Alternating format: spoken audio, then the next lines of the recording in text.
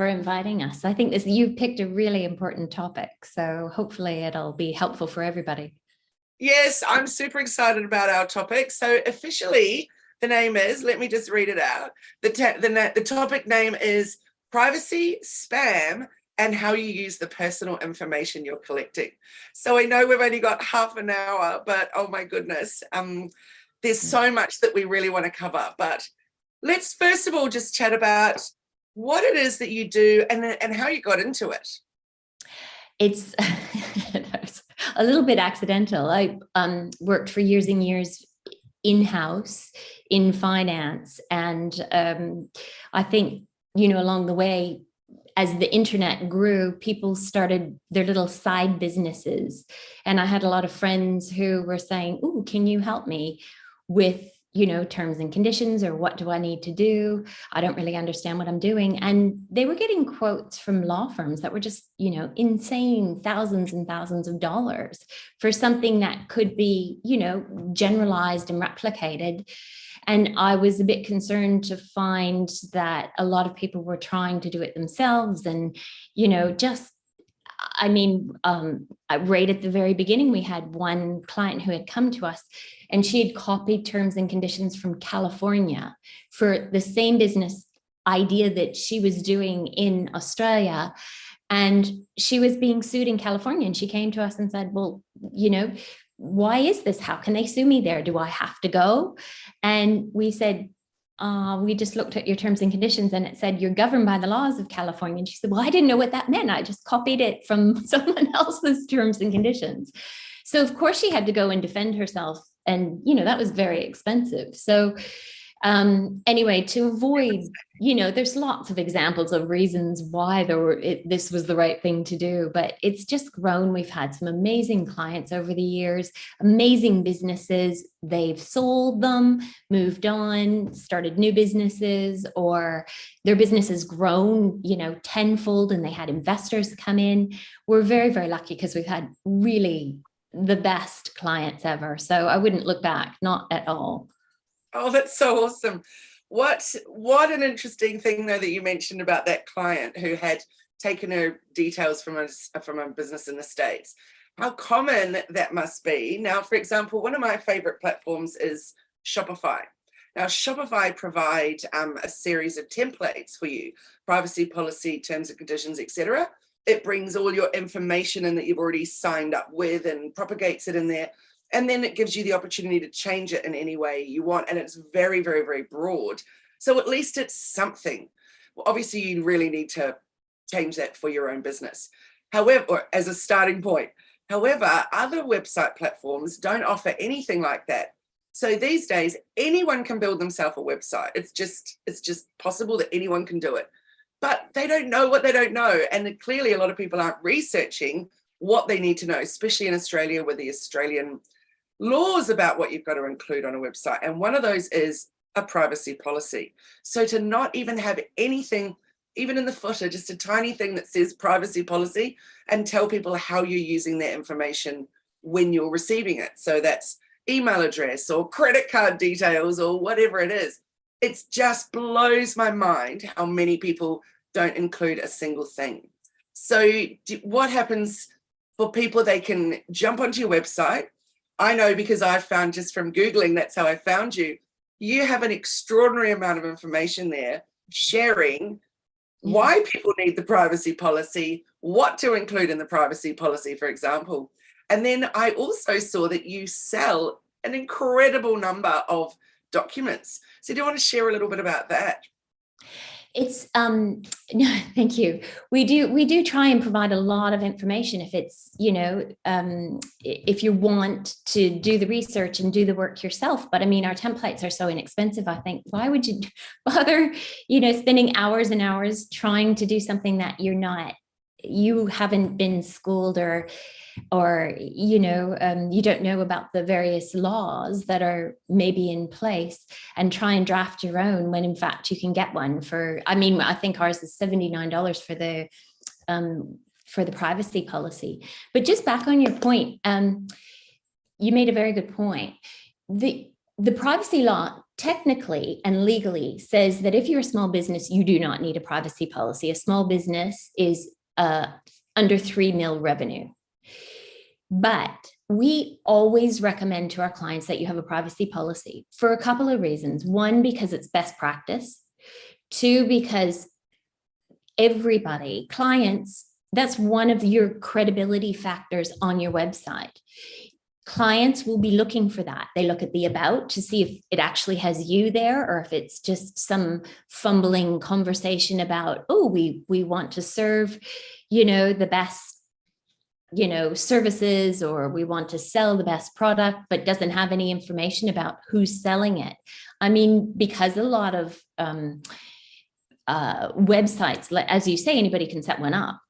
There's been, people are concerned about fraud and that not receiving their goods that they pay for. So there's a lot of credibility factors involved, and privacy is one of them. And I have to say that, it probably is more so now as the internet grows and as all these issues have come up. So, in 2022, 1 in 3 Australians had their personal details splashed out into public, thanks to Optus and Medibank and all those, I'm sure you saw in the news. And banks have, they try to keep it quiet, but they've, splattered, had a lot of accidental hacks or accidental leaks of personal details. And so because of that, I think certainly in Australia, they are really looking at this. And it's really coincidental that that we are speaking about it today, because yesterday the Attorney General, their findings came out. They've been meaning to for years do privacy reform. And yesterday their report came out. And there's 116, I think, recommendations. And one of them is that everybody, it doesn't matter how much you earn in your business, everybody needs a privacy policy. And then they're expanding the definition of personal information. So you might think, oh, it's okay. I'm okay. I'm just have to tell them I'm collecting their telephone number and their email address. But in fact, they're expanding what you have to tell people and what you're allowed to collect. Because the third kind of interesting point that they made that is a recommendation is what you're allowed to collect. So they're putting in a definition of fair and reasonable. So you can only collect things if it's considered fair and reasonable, which is, in English speak, less legal speak, I would say it is things that you can justify that you need to deliver your services. And the number of businesses that collect a whole slew of information that they shouldn't be collecting is extraordinary. So it's just timely that we're having this conversation, because everybody very shortly will be needing a privacy policy on their website and for the business. Even if you do not have an online business, you need it in your business because you're still collecting the information. So whether you have a paper form or whether you have, you have to have something available if a client asks for it. So it's just, it's one of those things that really had to be reformed, because we used to be really we had very strong privacy policies. We were very well respected for our privacy laws in Australia. And then we haven't done reform for years. And we've now fallen behind. And we used to be in line with New Zealand, for example. And New Zealand's Privacy Act is considered by the EU and GDPR to be sufficient. They don't need to have extra terms and conditions. We in Australia need extra terms and conditions if we're collecting anything, an email address, or if you're marketing, even if you're not marketing and you happen to get an inquiry and you respond to it, that's still collecting an email address according to the EU, the UK and the EU. So we've really fallen behind in our privacy laws in Australia, and they realized that. And now the reforms came out yesterday. You've got until, I think it's March 23rd to make any submissions. And usually it's larger businesses that say, no, this is going to cost us too much to comply with this, or, and then they'll chat about it. But the major reform is happening at the moment, which is really interesting. It sure is. Excuse me. One of the things that I found quite extraordinary too is the amount of information that they keep that they actually don't need to keep. And one thing, about 15 years ago, I did I bought a business, and there was a website involved already, and it was pretty terrible, and it was collecting, it was selling a product. So I then moved the platform and moved the host, and then the guy said to me, why have you stored all of the credit card details to anybody that's ever bought something before? And I said, I haven't. I've literally just bought the business. I've got no idea the mess that it's in. Anyway, he said, this is shocking. For the 3 years that it was running then prior to you buying it, every single credit card detail has been stored. And I was like, that's intense. Anyway, I quickly did a lot of reading up, which turns out clearly it's illegal. Like this man. Identifying it. Unbelievable. So anyway, sometime later I transferred to Shopify, which is where they're collecting the payments, but we can't even see what numbers they're putting in. That's all encrypted, and then that's gone. If they come back again, you've got to re-enter those details and stuff, which is a really, really, really good thing. So it begs the question, why do people store the information? I mean, obviously we want to be storing the email addresses because we're building up our email database, but there's certainly a lot of information out there that does not need to be stored, isn't there? No, and that's exactly what they found out with the Optus breach too. They were collecting personal details, family details, numerous details that they didn't need to deliver their services. And I think that that's a little bit scary if you think about, they've got their, what country they're from. And I mean, it was extraordinary. But yeah. I think I think the payment processors now are all making sure. So if you have Stripe or if you have PayPal, if that's how you're running your business for your payments, you don't see anybody's details. As you say, you'll get their, name, address, and their email is probably pretty much standard. But it's interesting, the point that you make about purchasing someone else's an old website, and the fact that they had all those details. I mean, even that is pretty tricky, because the people whose details, even the emails, should be aware and should be told legally that their details are going to someone else, and they need active agreement. Or, there's standard clauses that you can put in your terms that say, look, at some point we might get taken over, but we'll make sure that that person's under the same duty of privacy and confidentiality.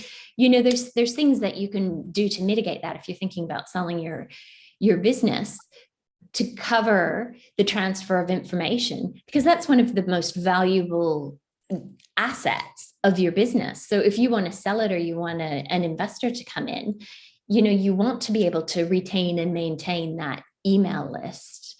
And if you're going to sell it to somebody and they buy it and find out that everybody on that list, you're not allowed to contact them, then there's the value of the business gone. Absolutely. It is extraordinary when you think about email addresses and how people collect email addresses, and then how they can abuse those email addresses by spamming people, by selling those things. So one thing I really wanted to chat with you about today was the buying and selling of the information. So yeah, one of the parts is buying a business, for example, and then, where are you at with that? But another really interesting piece is I had this fabulous client that was very incredibly generous and wonderful and how he wanted to help people. So one of the things that he did was hire a guy in another country that would go out, and let's just give an example of plumbers. So he wanted to be able to give a database of plumbers in Australia to somebody as a gift to help them in their business. So he paid this guy overseas to basically go through every plumber's website in Australia and grab that email address and that name if he could, put it in a database, and then gift it to this business to help them, which was a very extraordinary thing to do. There was many thousands of new email addresses on this. However, the first thing is, yes, those email addresses are out there for anybody to see. They're on a website. However, the legal implications of me, say I was that plumber and I then receive an unsolicited email from someone that I didn't feel like I'd actually given that email address to. What do you think of that? That's out and out spam. It really is. I mean, there's kind of three things that you have to do to make sure that you are not breaching the Spam Act. One, any communication you have must have your name on it. It must identify who's sending it. Two, it must have a way to contact you. And three, it must give them the right to unsubscribe, or whether it's through text or whatever it might be. But before you can even do that, and before you can send anything, you you have to have some, there has to be an acknowledgement. It can be inferred or it can be actual, but they have to have agreed to receive whatever it is you're going to sell them. So, or try to sell them, or the contact. So if you can't show that, the rule of thumb is if you cannot show that they've accepted this, they've agreed to be contacted, and you can do that, as I say, you either have actual, somebody's ticked a box or they've given you their details to get the information, then you have no right to contact them. And that's why I say it's really, really tricky. You're automatically breaching the Spam Act. So you just can't. I know there's a lot of, we had a business come to us that said, well, we're starting this classified business with all small business names and their logo and their address, contact address, and they can come on and claim it. I think you've probably seen, there's a lot of them sort of flying around. And actually what they're doing is incorrect. They're not allowed to use, I mean, that's an IP issue. It's using somebody's logo for your own gain. You're not allowed to do that anyway, because that's breaching intellectual property. But from a perspective of this business going out to all of these other businesses that they've put on this classified website and saying, come and claim your ad, we're giving you free advertising, that is actually spam, because these people have not agreed, and you can't show that in fact they have giving you permission to contact them.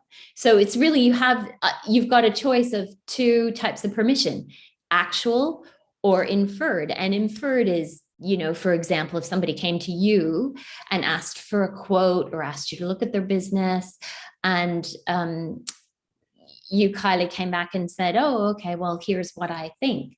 That's inferred permission, because they've contacted you and asked to be contacted. But if you just went out to them and said, I was looking at your website and I think you need some help, and that's actually considered spam. It's not, because it's not solicited and you can't show that they have given permission to be contacted.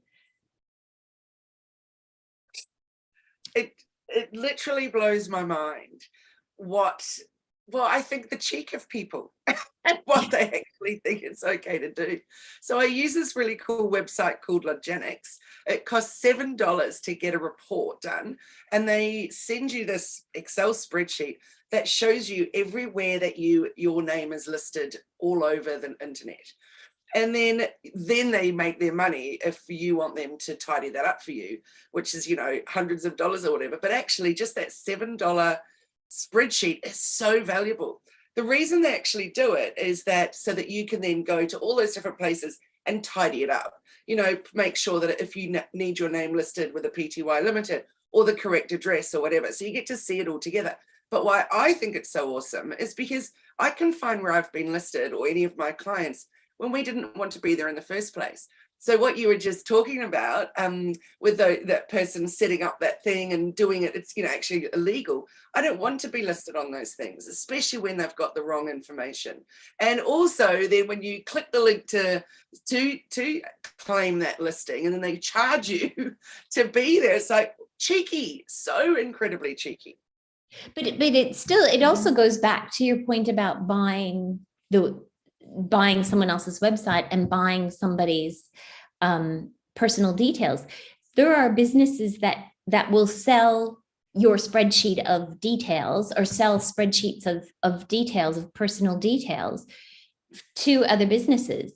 And that is, again, illegal, because under the Privacy Act, you have to give your permission to transfer that, to have that information transferred to another entity.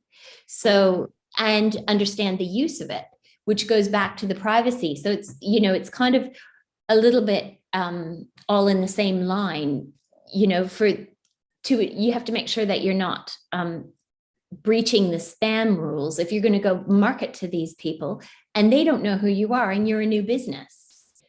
Yeah. So it's all a little bit, you've got to make sure you tick these boxes. You can't just spend all this money buying this list, nor can you, as a business owner, sell your list without having active permission from your clients. And it happens a lot.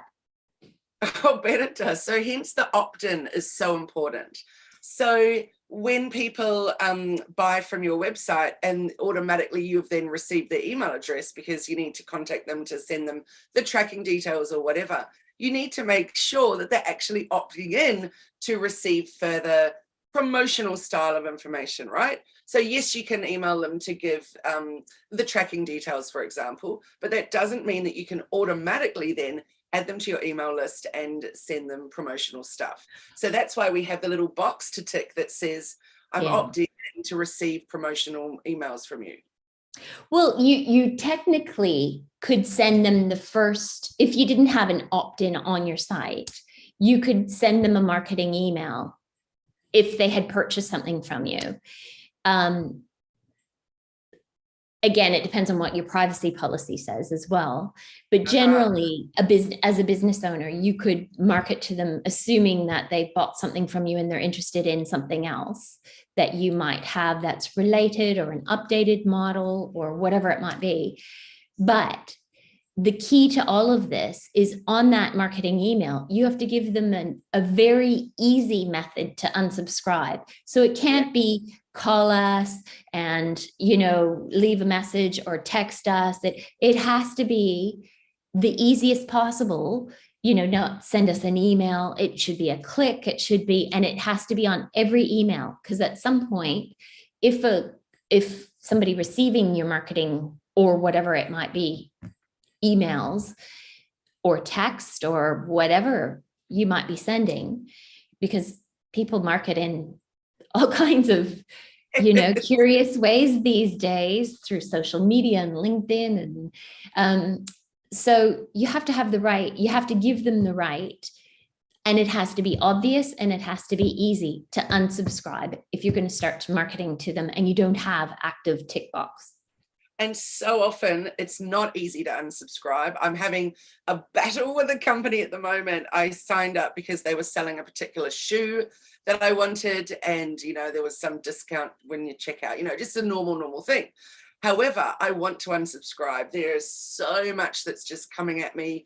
I'm not interested in it. So when you click to unsubscribe, you then have to enter your details that you actually signed up with in the first place. So I put my email address in, and then it says this email is not recognized. So I can't actually unsubscribe. I've then gone to their website and sent a thing through the contact form, which then comes back and says, this isn't monitored. I've gone to their Facebook and sent a message through that, which also says, go to the website. We don't monitor Messenger on here. And it's just going round in a circle. It's totally illegal. I know that. I hope the shoes are nice. There you go. I don't even want to look at the shoes because I'm so frustrated with this company. And I just think I know I wouldn't be the only one. It's just a nightmare of a scenario. They also on their socials have their commenting turned off. So I can't even comment on one of their posts to say, oi, I'm trying to contact your company and can't. So it's something super dodge is going on there. And I don't like it, but it's been a really good experience for me to go, wow, how important it is to make things easy for people. Another one that I really dislike, which I know a lot of people are embracing, is the SMS marketing. And personally for me, because of socials, because of all of that, it feels like we're so available all the time that my phone is my one thing that is mine. I don't want to be marketed via SMS. And particularly because they're always done, and scheduled. So it'll arrive at 2 a.m. and ding, ding, or whatever, it's pretty annoying. So then when you go to unsubscribe from that or press stop or whatever it is that they tell you to get out of it, and then you can't, and it's like, now go to this website and do unsubscribe, and it just becomes a drama. So I think it's such a good reminder to everybody that simplifying the way people can get in touch, simplifying all the things, and just, it's good customer service, isn't it? So just even having, simplifying things for people, like in your footer, have that link to your privacy policy. I just think that anything that makes it a better experience for the client or the customer has got to be a good thing for your business. Well, it's exactly as you say, and you're so right. And you've summarized that really well, because I feel your frustration with this company, and you will never deal with them again because you're really frustrated. And I think that goes to what we started when we started this conversation. If you've got everything looking professional on your website, you've got all the information people need. If you want to send them an email, you've got the unsubscribe, that. And it's really interesting because I would say, I'm probably exaggerating on the numbers, I don't know, but 90% of the people wouldn't actually read the detail in your privacy policy. But having one there and making sure it's compliant with Australian law, these privacy policy generators, I have looked at several, and they are just shocked. If you get it for free online, you can't rely on it. I mean, just don't think that the privacy commissioner is going to come along and go, oh, she has a privacy policy, that's fine. And it's also not from your country either, is it? Yeah, on top of it all, it's usually from another country. So I just think, I just do it right in the first place when you're setting up, have a little respect for your clients and make sure that you've read it and you actually comply with it. And, there's some basics that we discussed that make sure that you don't, blast them with marketing emails that you're not allowed to do. If you are going to sell the business, make sure that you got the right to pass on their details. There's some basics that you can do to make sure that you comply with and have a little respect for people's personal details.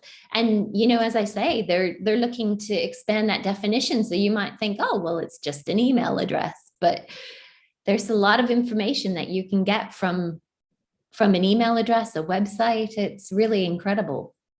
Isn't it just? I think you said it so beautifully there, with respect people's details, their private details. I think that's what it's all about, isn't it? It's just human decency. And I think that's a wonderful line. Thank you for that. So let's talk about your website for a moment, because it just, probably about 4 years ago, I had a chat with a legal expert about my privacy policy and all that kind of stuff.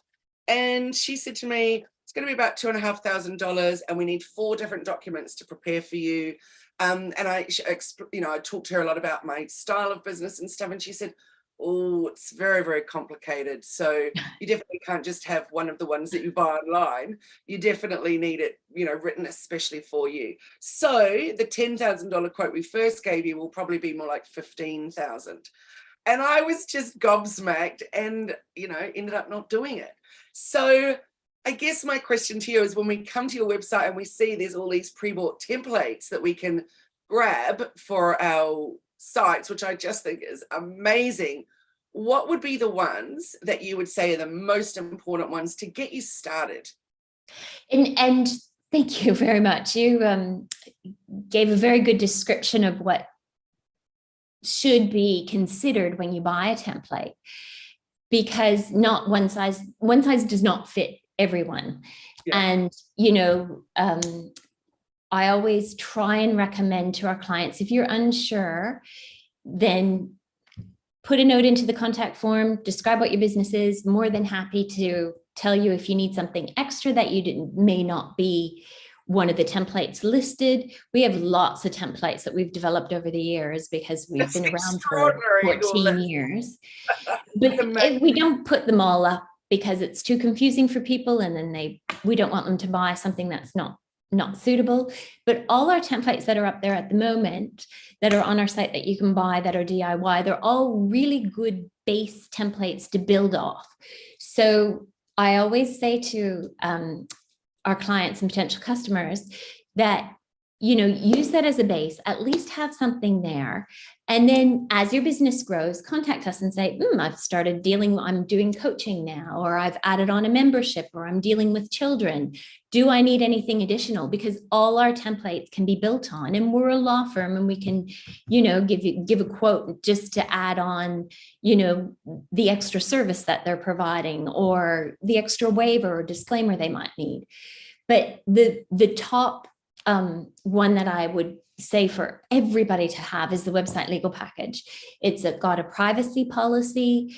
It's got a disclaimer with a copyright notice to protect your content.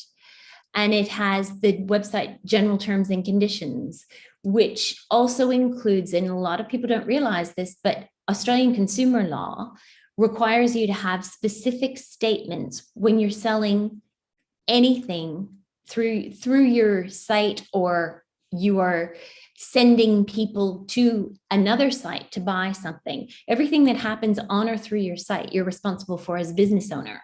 You can't say, oh, I sent them to Joe Blogs to buy that pair of shoes.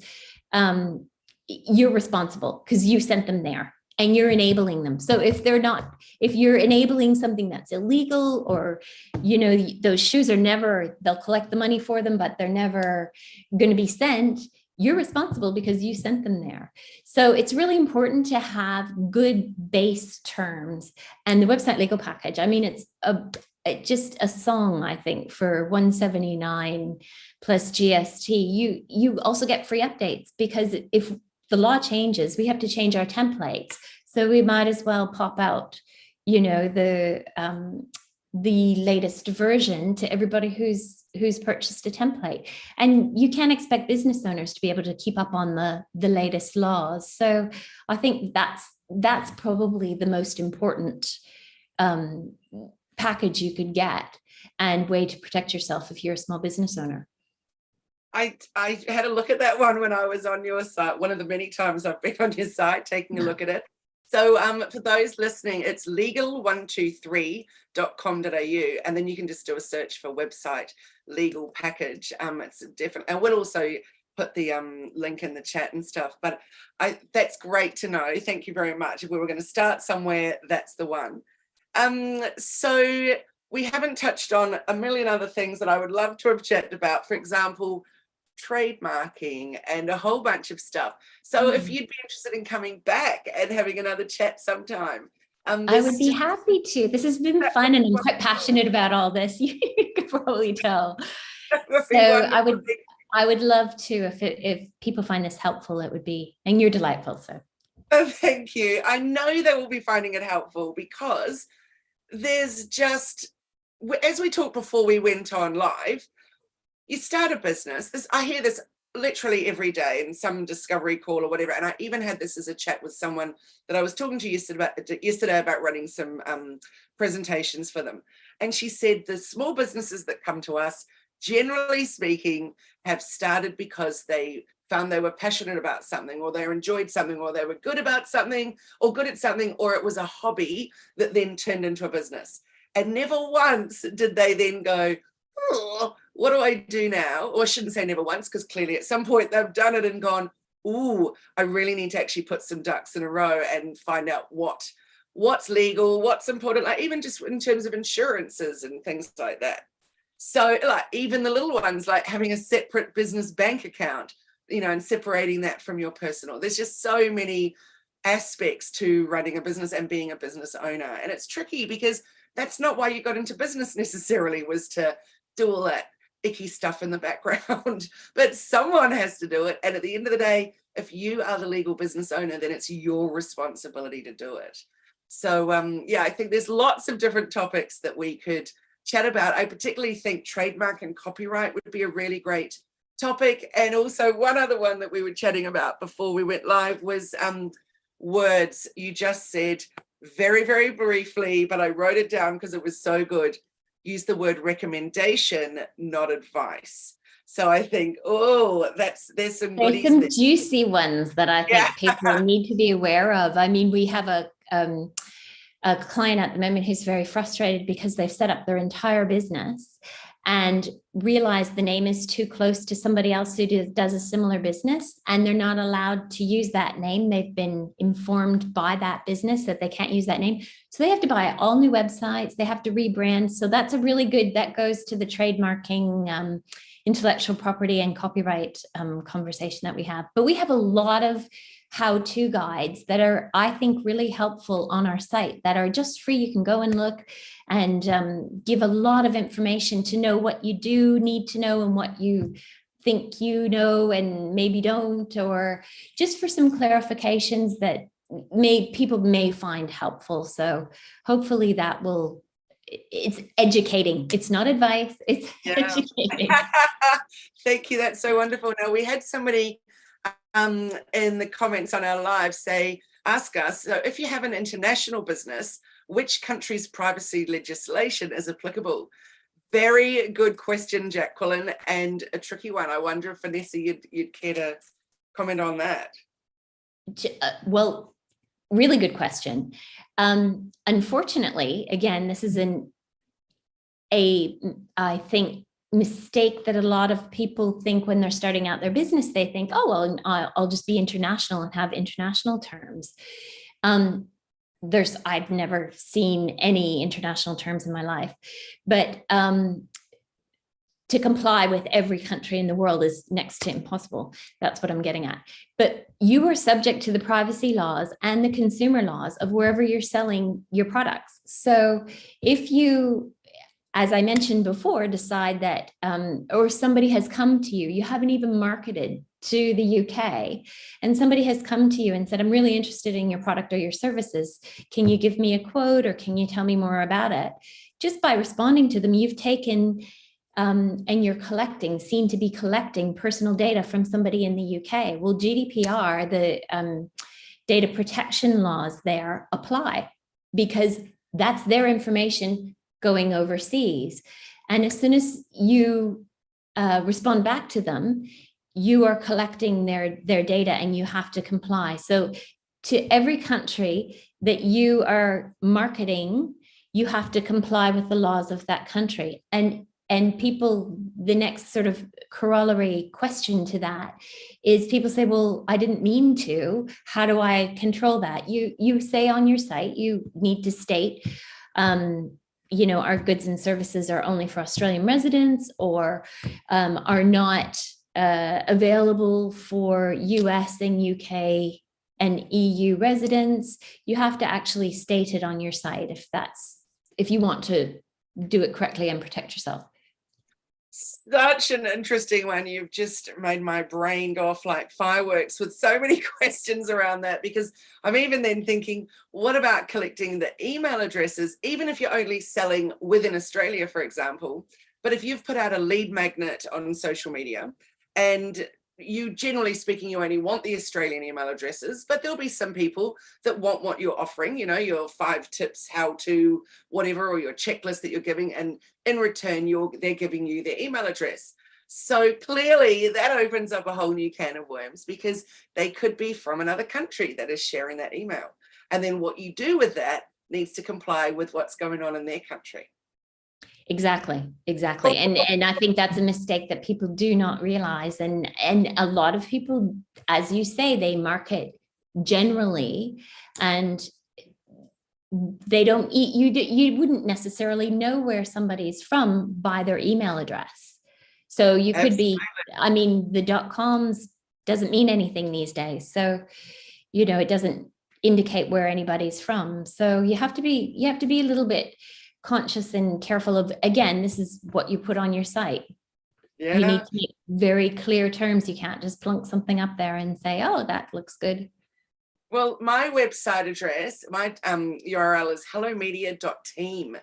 And then people often, when I'm on the phone and they're asking for my email address, and I'll say Kylie at hellomedia.team, and then they'll go .com.au afterwards, and I'm like, no, just .team. And I love that because it doesn't situate me anywhere. And it just, it says what it's all about. I'm a team with my own team. I'm a team when I work with someone, and I'm a team when I chat with you. So I really like that one. But it's very interesting how there's so many new ones out there that you can take on so that you don't have to be a .com or a .com.au. However, I definitely think that when you are an Australian business, if you're selling only to Australia or your services are only to Australia, also having that .com.au is such a good idea because it can really help people understand exactly where you are. And it gives you credibility because we have quite strict laws around, providing the goods and services. They have to have guarantees and warranties, and, that gives protection. Whereas if you're doing a .com, it could be anything, anywhere in any country. Yes, absolutely. You're not allowed to own or set up a .com.au if you are not an Australian resident. Indeed. And see, I can't even get the .com.au nor the .com because they're taken by other people that aren't even using them. And that's super frustrating too, when they just sit on them and they're not even in a business that's operating. It's incredibly frustrating. Of course, there's all kinds of legal roads you can go down. I was just about to say you can do something about that, but we can talk about that later. Yes. So let's do 2 more sessions at some point when you're ready. One of them around trademarks and copyrights and all that one. I know that there's a lot of interest in that. And then, particularly even around your logo or your product or whatever. And then the other one I think that would be a fabulous chat would be words. I think the words that we use is a very, very interesting one from a legal perspective. And for me as a marketer, words are my jam, so I don't think about necessarily what words are going to be that. the legal ones. I think about what words are going to be the good power words, so it's interesting. That said, I do know from a coaching perspective what I can and can't say, but I certainly know from the marketing perspective, we so often are just thinking about the words that are going to get us the result that we want. Yeah, the impact. The impact, that's right. And that's not necessarily going to be the right thing that we're doing. So yeah, I think that's a super good topic as well. So hopefully Jenny will be able to join us in our next session. She hasn't been very well. So hopefully she'll be able to come in because I know she was pumped to meet you today. But I'm pretty sure she'll be listening live to this. And she'll no doubt have lots of questions that come out of it. It's fun to come back and meet her too. Awesome. So thank you everybody for tuning into this episode of Bite Size Business Live podcast. I have been chatting with Vanessa, and we're putting all the details in the chat so that you can get in touch with her from Legal 123. And as we've mentioned, she has got a wealth of information there with how-to guides and just so many ideas. We've just had someone in the chat say the words would be so good. Yes, Pavla, we'll definitely get going with that. So be sure to subscribe and follow us so you don't miss any future episodes. And thanks so much again, Vanessa. And thanks everyone for listening, and we'll see you all next time. Have a wonderful day. Bye. Bye-bye.